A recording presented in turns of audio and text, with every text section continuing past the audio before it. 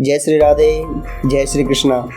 मित्रों, आज का प्रसंग रहेगा तुलसीदास जी महाराज ने रामायण का नाम रामचरितमानस ही क्यों रखा था। आज हम इस सुंदर प्रसंग के बारे में बात करेंगे। तुलसीदास जी ने रामचरितमानस का नाम रामायण क्यों नहीं रखा था। तुलसीदास जी ने जब रामचरितमानस की रचना की तब उनसे किसी ने पूछा, बाबा आपने इसका नाम रामायण क्यों नहीं रखा, क्योंकि इसका नाम तो रामायण ही है। बस आगे पीछे कुछ भी नाम लगा देते हैं, जैसे कि वाल्मीकि रामायण, आध्यात्मिक रामायण, परंतु आपने रामचरितमानस ही क्यों रखा है। तब तुलसीदास जी महाराज ने कहा, क्योंकि रामायण और रामचरितमानस में एक बहुत बड़ा अंतर है। रामायण का अर्थ होता है राम का मंदिर, राम का घर। जब हम मंदिर जाते हैं तो एक समय पर जाना होता है, परंतु जाने के लिए हमें वहाँ सबसे पहले नहाना पड़ता है। जब मंदिर जाते हैं तो खाली हाथ नहीं जाते, कुछ फूल, फल, मिठाई साथ में लेकर के अवश्य जाते हैं। मंदिर जाने की शर्तें भी होती हैं। मंदिर में साफ सुथरा होकर के जाना चाहिए। और मानस का अर्थ होता है सरोवर। सरोवर में ऐसी कोई भी शर्त नहीं होती और ना ही कोई समय की पाबंदी होती।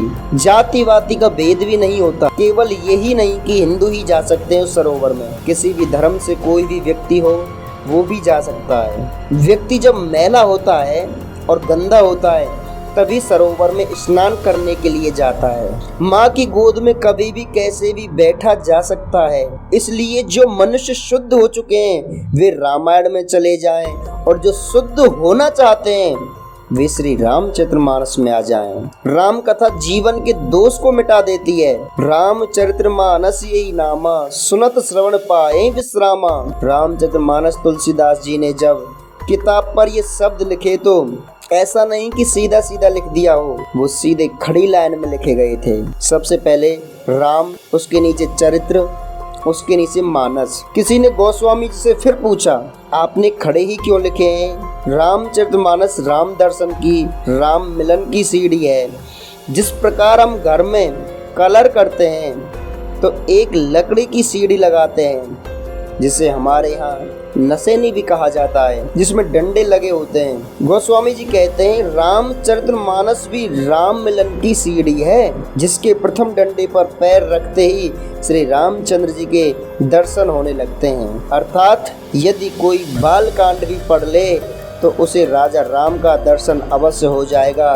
बाकी कांडों में तो वो निपुण हो जाएगा, परंतु अगर पहला वो बाल कांड ही पढ़ ले तो उसे राम जी का दर्शन अवश्य हो जाएगा। इसी प्रकार से पूरा प्रसंग तुलसीदास जी ने जितने भी संत थे उनको सुनाया था कि रामचरितमानस में और रामायण में थोड़ा सा ही अंतर है। रामायण उन लोगों के लिए है जो शुद्ध हो चुके हैं, और रामचरितमानस उन लोगों के लिए है जो शुद्ध होना चाहते हैं। पहले शुद्ध हो और उसके बाद में रामायण के अंदर प्रवेश करो। दोस्तों, आपको ये पौराणिक घटना कैसी लगी हमें कमेंट करके ज़रूर बताएं, और ऐसी पौराणिक कथाएं सुनने के लिए हमारे चैनल को सब्सक्राइब करें और कमेंट में जय श्री राम जरूर लिखें। जय श्री राम।